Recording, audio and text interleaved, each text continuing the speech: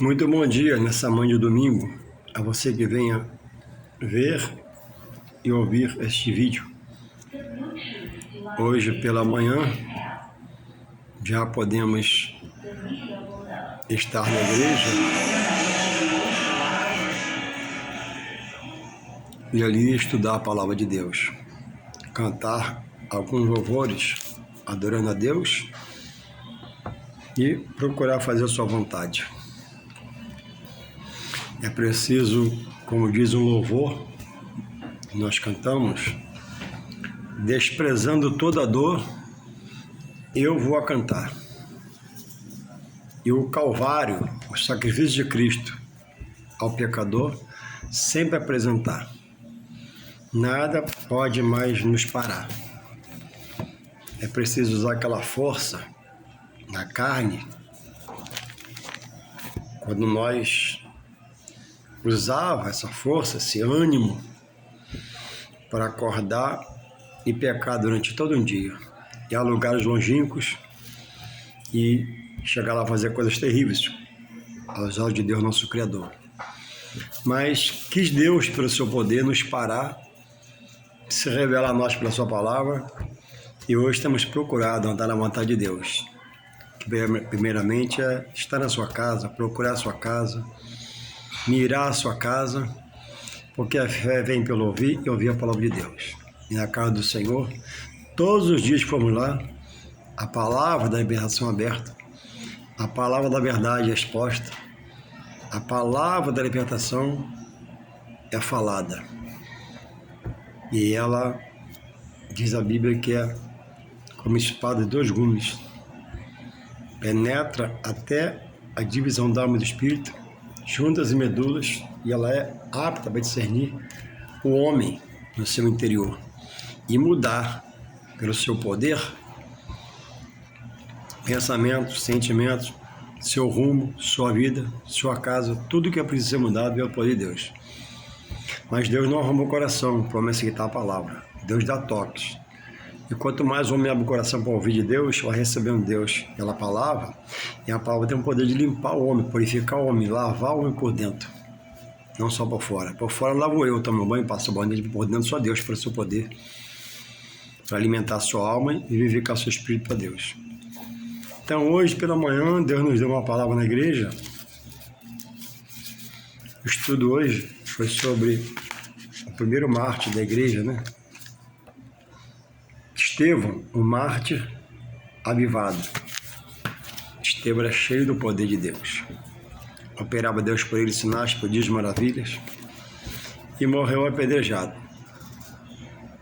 E Saulo estava lá, permitindo ele ser apedrejado, porque perseguiu o povo de Deus. Mas depois, quando Deus o parou em Jesus Cristo, ele passou a ser perseguido e reconheceu o que é sofrer pela obra de Deus. Não sofreu porque a obra traz sofrimento, mas porque pregar a verdade de Deus, a justiça de Deus, revelar a Deus aos homens, é duro, porque o homem vive na carne, e a carnal e a da terra. E as coisas de Deus são do alto. Então as coisas de Deus para o homem são revelações de Deus. Se ele não crê. E pela manhã Deus me deu essa palavra aqui na igreja, que diz assim, ó, Romanos 8, verso 27 em diante. Quando o apóstolo Paulo, inspirado pelo Espírito Santo, fala à igreja em Roma, diz assim, escreve, Romanos 8, 27. E aquele que examina os corações sabe qual é a intenção do Espírito. Ele conhece o espírito do homem, o interior do homem. Estou lendo devagar para você entender. E é ele que, segundo Deus, que intercede pelos santos. Então, o Espírito Santo, dado por Jesus, Jesus é mediador. E quando ascendeu aos céus, antes de subir aos céus, onde está a destra do Pai, ele pediu para nós o Consolador, o Espírito Santo. E o Espírito Santo hoje, ele convence e converte o homem a Deus. O homem recebe toque de Deus pelo seu Espírito Santo. E continua aqui. E sabemos que todas as coisas colaboram para o bem daqueles que amam a Deus, daqueles que são chamados pelo seu decreto. Amém. O decreto aqui é a poderosa palavra de Deus, em sua escrita, de Gênesis para Apocalipse. 66 livros, 39 no Antigo Testamento, a história dos pais da igreja, e 27 no Novo, das quais muitas Paulo escreveu, e agora está escrevendo a igreja em Roma. Então, a palavra de Deus é um decreto. Decreto é algo, a ser cumprido. E após ele ser estabelecido, todos estão debaixo dessa lei. E a justiça, quando o homem não observa, chama o homem ao compromisso, à responsabilidade, porque só dá direção, porque o decreto estabeleceu e tem que voltar para esse decreto, senão será preso, julgado, talvez condenado. Então a palavra de Deus é um decreto de Deus a todos os povos, línguas, nações, em toda a terra. Dizem os desigrejados, os que eram loucos espirituais, os que perderam o rumo espiritual, o que o inimigo roubou o sentimento e pensamento de Deus e colocou dele, dizem eles que a Bíblia foi escrita pelos judeus só para os judeus. Olha o absurdo de alguém que um dia leu a palavra, abriu a palavra, meditou na palavra, comeu da palavra, bebeu da palavra, e hoje mudou de uma forma radical a dizer, não, a Bíblia redescobriram. A Bíblia foi escrita pelos judeus para os judeus. Não tem veracidade bíblica essa colocação. Porque Deus, usando o apóstolo Paulo, o que era o terrível Saulo, perseguidor da igreja, manda Paulo pregar quem? Aos gentios. Então essa minha narrativa acerca do que eu falei em relação à palavra, joga por terra, que a Bíblia foi escrita para os judeus, pelos judeus, só para os judeus. E qual evangelho Paulo pregou aos gentios convertidos somos nós hoje no Senhor? O evangelho. Então não foi, ela foi escrita pelos judeus. Mas não foi só para os judeus. Está escrito na Bíblia, em São João 3,16, porque Deus, derruba a tese deles, de que foi escrita pelos judeus, só para os judeus. Porque São João 3,16, porque Deus amou o mundo de tal maneira que deu o seu único filho para que todos, sem exceção, judeus, gentios, americanos, chineses, negros, brancos, mulheres, homens, que nele crê e cumpra a palavra, não pereça, mas tenha vida eterna. Então, um perecer é uma salvação em Deus. A opção do homem, Deus respeita. Para confirmar a palavra no coração, porque Deus é justo e fiel e imutável, Deus toca no coração pelo Espírito Santo. E o que abre é tocado pelo Espírito Santo e é convertido. E quando não abre? Deus, quando quer abrir, ele abre também. Deus, quando quer, é radical. E com Paulo foi radical, através de Jesus. Jesus não ser radical, mas quando precisou foi radical. Ele chegou no templo, derrubou as mesas dos cambistas, jogou tudo no chão, falou forte, os expulsou e limpou o templo. Amém. Foi radical. Só ali. Acabou. Quando precisou, foi. Então, é muito sério a vida espiritual.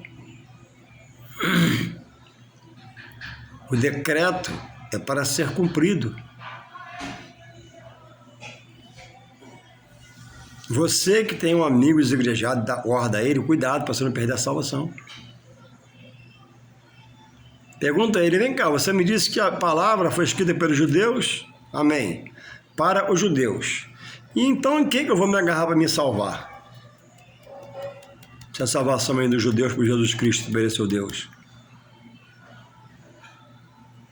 Não vem do povo judeus, veio de um judeu, que é Jesus, dado por Deus, como nacionalidade a ele, porque Deus queria preparar Israel para pregar todo mundo, mas Israel demorou rebelde e Deus resolveu mudar, porque Deus pode mudar, mas não é imutável. Deus mudou o homem que mudou com ele e fez diferente. E agora, né, como justiça para todos, ele morreu por todos, né? Ele fala assim: Paulo, ó, vai pregar aos gentios, vai pregar aos rebeldes desse mundo, vai pregar aos viciados desse mundo e libertá-lo pelo poder do meu evangelho. Não é você não, Paulo, é eu, meu evangelho. Então, cuidado, se você tem um amigo desigrejado e fala essas asneiras, já foi roubado o entendimento e está roubando o seu também. Então, o decreto de Deus, está escrito aqui, ele dá uma cobertura a todo ser, em todo tempo, em toda a terra. Todo joelho, particularmente, tem que confessar: Jesus Cristo é o Senhor. Toda língua tem que confessar: Jesus Cristo é o Senhor. Não é necessariamente se falar com a boca ou se ajoelhar, mas crer que Deus é assim, deu seu Filho por nós e o serviu a adorar. Ontem à noite tivemos aqui uma grande chuva onde eu moro, até na minha casa, que eu vou fazer 60 anos nessa casa, nesse quintal, que meu bom pai comprou lá atrás, e cada filho tem uma casa no quintal, separado direitinho. Na minha casa chegou a entrar uns 2 dedos de água. Nunca vi isso. E me senti vendo a água subir lá antes, torcendo para não subir, fui subindo e chegou dentro da minha casa. Eu já limpei, está tudo bem, amanhecemos vivos, glória a Deus por isso, não tive prejuízo nenhum. E se alguém teve, né, pode ser reparado. O problema é o prejuízo material de morrer sem Jesus, perder a salvação para a perdição eterna. E a água chegou. Eu me senti impotente. Peguei a Bíblia, levantei as mãos aos céus e fiz uma oração a Deus. E apesar de entrar na minha casa, Deus me livrou de ser pior, de ter um prejuízo que eu não tive. Fiquei até a tarde limpando, mas acabou. Já dormi, já acordei, dei meu café, já fui na igreja, está tudo bem. O prejuízo material você reconquista, mas o espiritual nem sempre dá para reconquistar. Porque tem a morte. Morrer sem confessar Jesus é perdição eterna, sem Deus. Então, o decreto de Deus, pela sua palavra, quando a Bíblia diz quando vale um testamento. Quando que fez o testamento morre. Jesus já morreu. Então, o testamento está dando herança a todo homem, em todo tempo, em toda a terra. A cada amanhecer como hoje Deus me deu e deu a você uma chance de voltar para Deus e fazer uma aliança com Ele e sair dessa vida que você quer sair e se reconciliar com Deus. Deus jamais quebra essa aliança, salvar todo homem. Não, Deus é imutável, não quebra aliança. Todo tempo Deus quer salvar, libertar, curar. Mas o homem quebra pelo pecado a sua aliança com Deus, porque o pecado faz separação entre o homem e Deus. Deus é santo e quer dar ao homem que aceitar Ele por Jesus uma nova maneira de viver. Jamais será santo, por melhor que seja, por mais bondoso que seja, por mais amoroso que seja, não. O homem jamais é santo. O homem tem sua origem no pecado. Foi destituído da glória de Deus. Todos os pecados, diz a Bíblia, né? Quem já pegou já não é mais santo, não pode ser santo. Tem uma mancha, tem uma marca. Mas Jesus perdoou. Então, santo só Deus. E aquele que aceitar Ele, as suas verdades, seu decreto, Ele dá uma nova maneira de viver. Mas jamais será santo. Será uma vida de santidade, de pureza, purificação, porque Deus é puro, purifica e é santo. Então, você se aproximando da pessoa santa, você vai fazer o que o santo faz. Vai ser manso, humilde, agrada a ele, etc e tal. E nessa chuva, certamente ontem, que sofreram mais do que eu, que perderam alguma coisa, clamaram a Deus, suplicaram a Deus, rogaram a Deus, se ajoelharam a Deus, fez promessas a Deus, fez votos a Deus e outras coisas mais. Mas uma coisa é o homem ter a misericórdia de Deus e pela misericórdia conseguir a salvação, pelo favor de Deus, a bondade de Deus, é um favor imerecido. Mas Quem desfruta só da misericórdia e não atenta para o decreto que a palavra, e não aceita o que a palavra estabelece, não crê na palavra, gosta, mas não vai, entende que é bom, mas não pratica, etc e tal, é amigo do evangelho, amigo do pastor, tem uma festa na igreja, até abençoa a igreja financeiramente, a igreja faz uma obra, até abençoa o pastor, toma aqui, ó, esse dinheiro para a obra, amém? Ele ama a igreja, uma obra, mas não quer entrar para dentro, porque está preso ao mundo e ao seu pecado. Pecados ocultos, que ninguém vê, só ele sabe, etc e tal. Então a misericórdia, ela atende a necessidade do homem. Deus livra, guarda e protege. Mas se apenas um que desfruta da misericórdia de Deus, não garante salvação. A salvação é segundo a misericórdia de Deus, não favor merecido dos homens. Mas tem que passar pelo decreto da palavra. Ela te leva o quê? A você enxergar a Jesus como o único e Salvador. Desfruta da misericórdia, mas se curva a outro. Desfruta da misericórdia, mas recorre a outro. Desfruta da misericórdia, mas grita a outro para ser socorrido. Ó, Deus não está agradado de você. Você não está no caminho da salvação. Jesus, o decreto diz que é o mediador entre Deus e o homem. Você clama a outro, você está fora de Deus. Ah, você está fora de Deus, a palavra diz, não fica zangado não. Você ama a Deus, mas se ajoelha a outro. Quando eu me ajoelho a outro para chegar a Deus, eu digo a Deus que ele é fraco. Ó Deus, eu te amo, mas você é impotente, eu sou impotente para me salvar, eu é mais um. Associar você que tu é fraco. Ama Jesus, mas clamo ao que minha mãe me ensinou, minha avó me ensinou. Ó, então o seu Jesus é fraco. Ué, se você ama Jesus, Filho de Deus, recebeu no céu todo o poder da glória do Pai, está à direita do Pai, é santo. Mas na chuva, no temporal, no imprevisto, se ajoelha outro, porque então seu Jesus é fraco, o meu não é. O meu joelho é ele. E ainda que ele permita passar a universidade, eu estou com ele, não posso ceder. Os fariseus perguntaram a Jesus sobre o primeiro grande mandamento. Um fariseu ouviu Jesus falar com outro e se interessou e perguntou, mas qual o grande mandamento? Jesus, ó, amarás o Senhor teu Deus de todo o teu coração, toda a tua alma, toda a tua força, todo o pensamento. Quem ama de todo o coração, toda a alma, todo o pensamento, não tem lugar mais ninguém. Então você ama Jesus, né? Mas é um vazio que só se completa com Jesus e mais um. Ó, tem que rever esses conceitos eu. Eu amo a Deus, mas vem imprevisto, né? Aí você acende uma vela e roga a outro intercessor, que não é Deus, para te levar a Deus. Aí Deus ficou para trás na sua prece. Deus está te olhando. Observa seu raciocínio, sua psique espiritual, porque ele está contrário à palavra. O fariseu, Jesus falou para o fariseu, ó, amarás o seu teu Deus, o grande mandamento, de todo teu coração, tua alma, né, tua força e teu querer. E o segundo, Jesus, amar teu próximo a ti mesmo. Então, ontem a chuva, muitos gritaram por Deus, pelo desespero, pelo terror. A água chegou no meu pé e eu, por conhecer um pouco a palavra, orei, mas sei que Deus tem direção para dar a cada um, né? Ele permitiu que a água entrasse aqui na minha casa, 2 dedos. Mas já saiu, já acabou. Deus tem um controle, ele viu que entrou. Ele faz como ele quer. Deus quer falar com cada um de nós. E às vezes, uma noite trágica, um dia de desespero, uma má notícia, o homem lembrando que é um Deus abrindo o coração,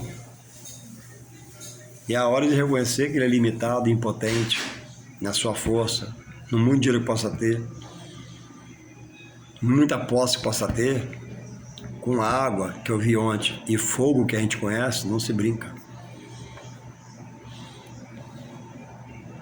Lá na Turquia, morreram não sei quantas mil pessoas, prédios inteiros desabando, igual um caixote. Quantos morreram ali cheios de sonho, trocar seu carro, trocar sua casa, isso, aquilo, cheio de sonho, dinheiro aplicado, dinheiro guardado, guardando dinheiro, mas acabou. A Bíblia diz que na morte, aonde o homem vai, não há conhecimento, não há sabedoria, não há indústria, não há nada. Morreu, acabou nesse plano, sobre os pés. Vai ressuscitar quem morreu fiel no Senhor para receber o corpo glorificado e morar na glória do Pai, com Deus. Alegria, gozo, paz permanente, eternamente. Lá não haverá lembrança da vida pregressa, senão não seria céu, seria sofrimento. Do pai, da mãe, família, etc. É uma nova vida em Deus. Tudo novo. Agora, essa é a primeira ressurreição. A segunda ressurreição, João 5, 28 e 29. A segunda ressurreição é dos condenados que morreram sem Deus, não olharam para Deus, rejeitaram Deus, morreram no seu querer, no seu saber, na sua autossuficiência. E esses ressurgirão para receber a condenação de Deus. Quando ele dirá: apartai-vos de mim que eu nunca vos conheci. Olhava, conhecia, mas não quis adorar, porque o homem sem Deus está morto para ele. Então, como que a tragédia colabora para o homem amar mais a Deus? Reconhecendo sua limitação. Ontem eu vi aqui a água chegando no meu pé e eu impotente. Como é que eu paro a água? Como é que eu seguro a água? Como é que faz para parar a água? Não. Eu pensei que ia ser pior, mas graças a Deus, Deus teve misericórdia. Apesar do momento trágico, não foi pior. Mas teve gente que perdeu tudo, a gente sabe. Mas está se curvando a pau, a pedra, buscando a coisas. E aconteceu por isso? Não. Não é isso que eu quero dizer. Muitos servem a Deus fisicamente em fidelidade, também tem coisas perdidas, perde coisas. Mas uma coisa é você passar um momento desses com Deus. Aí tem refrigério, tem consolo do Espírito. E caminha para a salvação. Porque tem pessoas que sofrem aqui na terra, dor, aflição, e quando sofrer, vai sofrer o pior dos sofrimentos, que é morar um diabo e seus anjos no inferno. Esse é o problema. Alguns, por Jesus, como Jesus falou, mesmo me servindo, você terá aflição, mas tem bom ânimo. Ele vai manter o ânimo em você se você ficar nele. E você vai adquirir o que você perdeu, ele vai criar um meio, ele vai fazer alguém te dar alguma coisa, ele vai consolar você, ele vai cumprir a palavra dele na sua vida. E se você morrer nessa situação, ele vai um dia te ressuscitar, morar com ele, a promessa dele. Jesus fala em São João 14:1, credes em Deus, credes em mim, na casa do meu Pai, muitas morada, preparada para os fiéis a ele. E temos de ser, né, como o salmista Davi falou no Salmo 23, né? O Senhor, meu pastor, nada me faltará. Quando ele fala nada me faltará, não é comida, bebida, nem vestimenta, nem nada, nem a mobília de casa. Ele está dizendo uma atitude assim: o Senhor, meu pastor, nada me faltará. Nada me faltará para servir a ele, para se chegar a ele, para buscar ele, para ir para sua casa, ir na chuva, ir no sol, de madrugada, adorar, passar dias ali ouvindo a palavra. Não é sobre comida que está falando. O outro disse, o profeta Abacuque, né? Ainda que tudo faltasse, ó Senhor, eu louvarei o teu nome, bendirei o teu nome. É isso que Deus quer, nós, firmeza, porque na terra, enquanto nós vivemos aqui, terá chuvas, terá sol, terá fogo, terá desemprego, terá aflição, terá enfermidade, mas maior é o que está em nós. Se não querer livrar, permitir morrer na enfermidade, no mal, no dia mal, ele promete um dia ressuscitar esse para morar com ele na glória do Pai. Então, ontem, por quem você gritou? Ontem, por quem você clamou? Essa pessoa te livrou? Ou foi as misericórdias de Deus? As misericórdias de Deus, diz a Bíblia, são a causa de nós não sermos consumidos no nosso pecado, no nosso erro. O homem é dado a vida ao homem por Deus. Deus guarda, protege, livra. Ele cresce, produz, reproduz, trabalha, tem prazeres na terra. E aí o homem se volta a acender uma vela, alguém interceder se alguém. Pedir para esse alguém interceder a ele, por Deus. Deus faz isso tudo. O homem, né, cria um altar em casa para, através desse altar, adorar a entidade, que é uma coisa abominável diante de Deus. Se curvar alguém espiritualmente, clamar alguém espiritualmente, requerer alguém espiritualmente para chegar a Deus, onde está escrito isso? Como é que você aprendeu isso? Hoje, no Novo Testamento, na graça, não tem o véu do Antigo Testamento. Só o sacerdote falava, Deus falava só ao sacerdote, e do sacerdote era trazer a palavra de Deus para o povo. Todo ano o sacerdote, todo tempo. Hoje, quando Jesus morreu, esse véu que separava o homem de Deus, ó, foi rasgado. Hoje eu posso falar com Deus diretamente, sem ninguém interceder. Posso interceder por outros. Então, não tem porquê eu pegar esse pau, tá aqui no vaso aqui, esse pau aqui, Senhor Jesus, por esse pau eu chego a Ti, ó Deus, e por esse pau eu chego a Ti em nome de Jesus. Não, não é por pau, é por Jesus. Aqui tem uma pedra aqui, ó, que está ornamentando o vaso, ó, Senhor, Deus, em nome de Jesus, por essa pedra, eu te agradeço pelo livramento de ontem, quando a água chegou na minha porta, entrou na minha casa, mas não foi o pior. Não, não é por pedra, é Jesus. Está trocando Jesus por pedra, está trocando Jesus por pau, está trocando Jesus por simpatia, está trocando Jesus por chá. O que é abominação? O que é uma coisa abominável? É aquilo que Deus que também não manda fazer, não permita que faça, não disse para fazer, é errado, não pode. Procura saber o que é uma coisa abominável diante de Deus, abre seu dicionário, estuda a palavra, abre a internet, vai no Google e te dá tudo isso. O homem de hoje, o ser humano de hoje, na graça, é infinitamente, penso eu, visão minha, eu vou expor aqui algo a você, pior, mais rebelde, mais temoso, mais pecador, mais omisso nas coisas de Deus do que o homem no passado. No passado o homem não tinha acesso a esse conhecimento. Internet, Facebook, dicionário, pastores, pregadores, conferencistas, conferências no mundo todo, no Brasil todo, no estado todo, todo lugar. Só não aprende de Deus quem não quer. Mas o homem está dizendo, né, que o evangelho que ele serve é segundo seu líder. O evangelho é segundo Deus, que revela a salvação em Jesus Cristo. Como você pode desfrutar de um evangelho segundo um líder chamado homem, falho, muitas vezes infiel, inconstante? Então, fora do que Deus estabelece pelo seu decreto, tudo é vão. Tudo é vão. Pode passar a noite, pode fazer o que você quiser, sacrifício, holocausto, pode doar o que você quiser, pode se doar o quanto você quiser, que tudo em vão. Quando essa pessoa morrer, infelizmente, ela perecerá e vai no lugar de densas trevas, escuro, tenebroso, escabroso, chamado inferno, do qual Jesus fala, não é o pregador, nem eu, nem o padre, nem o pai de santo. Jesus fala sobre o inferno. Lugar de pranto, ranger de dentes, tristeza, agonia. Jesus disse que o inferno é um lugar preparado para o diabo e seus anjos demônios e todos os rebeldes que hoje escutam e não ouvir, veem e não quer enxergar as coisas sagradas de Deus. E está numa comunidade espiritual, num núcleo espiritual, né, que aparentemente tem muito amor, muita paz, que diz para ele, né, que é um jardim, é uma paisagem após a morte, é um rio de água cristalina, mas quando morrer nos pensamentos, irá enxergar a escuridão das trevas. Lançado ali pela própria palavra. Não é o diabo que vai levar alguém para o inferno, não leva, não. O que leva para o inferno é a rejeitar as coisas de Deus, estabelecendo a palavra. O diabo, ele não vai ser condenado, o diabo já vai ser condenado.